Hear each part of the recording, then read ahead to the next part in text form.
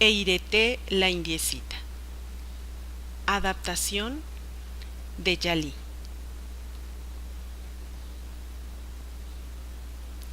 Allí, donde el río da una vuelta y los ceibos echan sus flores más rojas que el fuego, vivían, en su choza, 9 indiecitas hermanas. De las 9 indiecitas, 8 tenían nombre de flor, pero la última, la pequeñita, se llamaba Eirete, que quiere decir, en la lengua de los guaraníes, miel de abeja. A la mañana muy temprano, cuando el sol despertaba a las campanillas silvestres, las indiecitas también se despertaban. Sí, se despertaban y se levantaban todas, menos Eirete. Eirete dormía mientras sus hermanas molían el maíz en el mortero. Eirete bostezaba mientras sus hermanas cuidaban las plantas del sembrado, y mientras sus hermanas amasaban el barro y modelaban cacharros y jarras y marmitas, Eirete se decía: ¿dejo o no dejo la hamaca? Y no la dejaba. Continuaba tendida, bostezando, bostezando. De las 9 indiecitas, 8 trabajaban, corrían y jugaban. Solo una, Eirete, tenía siempre pereza para todo: para vestirse, para peinarse, para ir con el cántaro a traer agua del río. Una mañana, las hermanas de Eirete le dijeron: levántate, vas a ir con nosotras a buscar juncos y hierbas para hacer cestos. Levántate enseguida, Eirete. Siguiendo el río, entraron en el bosque. Allí, las indiecitas comieron los frutos dulces del mburucuyá y miraron volar y volar a Mainumbí, el picaflor, vestido con su precioso traje de todos colores. Andando y andando, pasaron bajo la rama donde Ayurú, el papagayo, se peinaba las plumas. Y Ayurú les gritó los buenos días. Andando y andando, pasaron junto a la palmera donde vivía Caí, el monito, y Caí la saludó con la mano. Por la orilla del río, por el medio del bosque, siempre en fila, caminaban y caminaban las 9 indiecitas. 8 indiecitas delante y una, Eirete, bastante, pero bastante más atrás. Así llegaron a donde los juncos eran flexibles y las hierbas elásticas, y los cortaron, y los ataron, y los cargaron sobre sus cabezas. Ya era mediodía cuando las indiecitas iniciaron el camino de vuelta. 8 hermanitas delante y Eirete cada vez más atrás.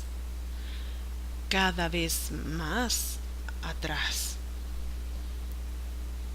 Tan atrás se iba quedando Eirete que, llegando un momento, ya no vio a sus hermanas.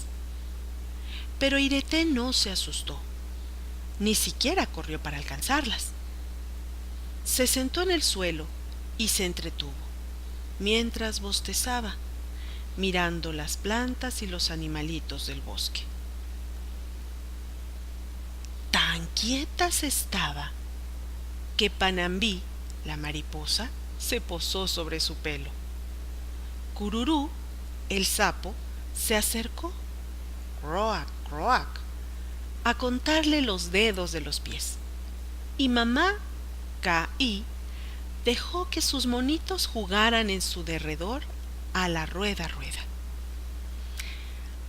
Así el tiempo fue pasando. El sol ya solo alumbraba las ramas altas de los árboles. Pronto las sombras empezaron a jugar al escondite entre los árboles y Llegó la noche, y con la noche llegaron los aullidos de las fieras, los aletazos de los búhos, el chistear de las lechuzas y el miedo. Sí, entonces Eirete tuvo miedo y abandonando su haz de juncos y de hierbas, se levantó y empezó a andar, perdida en el bosque, apenas iluminado por la luz de la luna. Eirete temía al jabalí, a Yaguareté, el tigre, y temía a la serpiente que cuelga de los árboles. Pero Eirete no conocía el camino para volver a su choza. Y andando al azar, mientras brillaban entre las ramas fosforescentes ojos desconocidos, mientras oía cuchicheos extraños, así anduvo y anduvo la indiecita, hasta que tropezó con una choza perdida en medio del bosque. Era la casa de una vieja india hechicera. «Protégeme de las fieras», rogó Eirete a la anciana. La hechicera la hizo entrar a la choza. Todo estaba oscuro. Solo un rayo de luna que entraba por la ventana iluminaba un rincón. «Eirete», le aseguró la vieja india, «quiero ayudarte, pero solo tengo poder sobre las fieras durante el día. Si el jabalí o el tigre vienen a buscarte de noche, no los podré detener.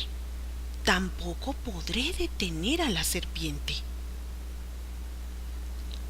«Protégeme, hechicera», volvió a suplicar Eirete.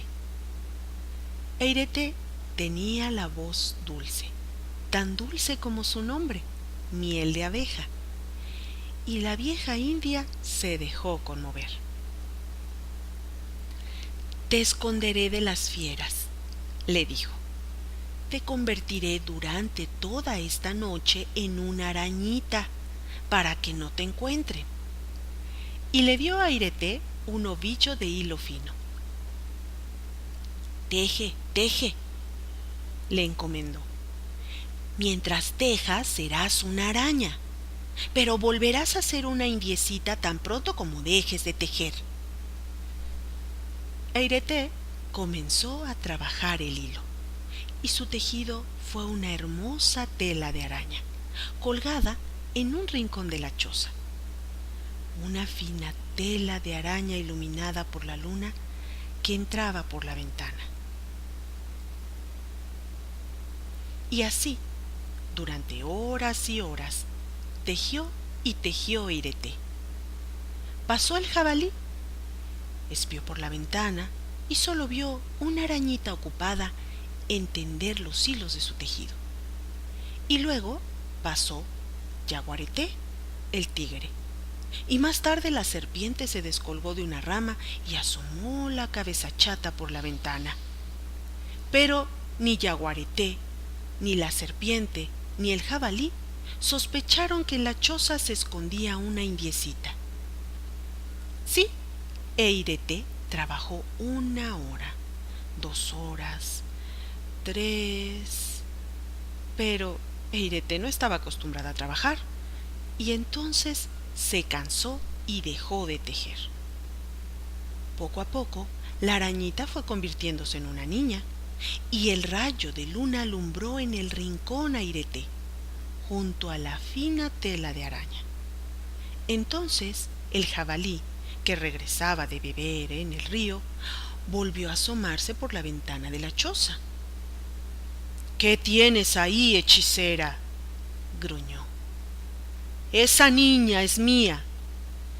Y clavó los colmillos en la puerta y la sacudió para abrirla y entrar.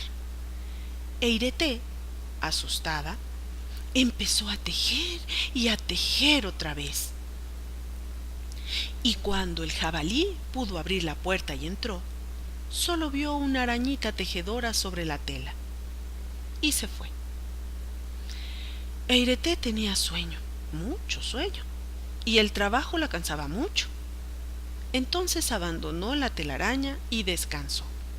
Y cuando dejó de tejer, otra vez volvió a ser una indiecita. Yaguareté, el tigre, regresaba de cazar, enojado porque se le habían escapado casi todas las presas. Yaguareté, el tigre, al pasar, quiso mirar de nuevo por la ventana de la choza de la hechicera. Y entonces vio a Ireté, casi dormida, al lado de la telaraña. ¿Qué tienes ahí, hechicera?, rugió Yaguareté, y lanzó su cuerpo con fuerza contra la puerta. Ireté se despertó y comenzó a tejer, y cuando el tigre entró, solo vio una arañita hacendosa. Y como antes el jabalí, también Yaguareté se fue. Ya no faltaba mucho para que saliera el sol. Ireté tejía y tejía, cada vez más fatigada, cada vez más soñolienta. Al fin, tejiendo y tejiendo, se durmió. Y entonces la serpiente se asomó por la ventana y no vio una arañita, no, vio una indiecita dormida. Y pasó la cabeza y empezó a pasar el cuerpo. Y estaba casi dentro ya cuando Ireté se despertó. La indiecita, recogiendo el extremo de su hilo, tejió y tejió.